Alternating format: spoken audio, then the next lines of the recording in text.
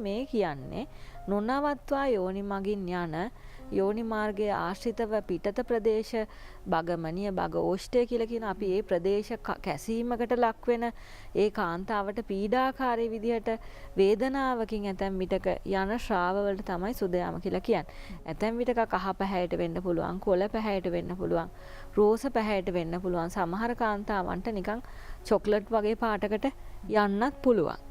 ඉතින් මේ ශ්‍රාව පෙන්වන්නේ ඇතුළේ රෝගී තත්වයක් තමයි. පැලෝපිය නාල අවහිරතාවයට පත් කරන්න මේ සුදයාමම හේතුවක් වෙන්න පුළුවන්. කහපාට සැරවට ගඳකින් යුතුව සුද යනවා නම් අපිට කියන්න පුළුවන් ඇය එන්ඩෝමෙට්‍රියෝසිස් වැනි රෝගී තත්වයකින් පෙළෙනවා. ලොකු ඩිම්බ කෝෂවල ලොකු ගෙඩි තියෙන්න පුළුවන්. බගන්දර වගේ තත්ත්ව ඇතුළෙන් තියෙනවා. අපිට එවැනි රෝගීන් මුණ ගැහිලා තියෙනවා ටිකක් බරපතල රෝග තත්ත්ව. නිරෝගී දරුවෙක් බිහි කිරීමේ හැකියාව සාමාන්‍ය මාස 6කින් 7කින් වගේ ළඟා කරලා දෙන්න පුළුවන්.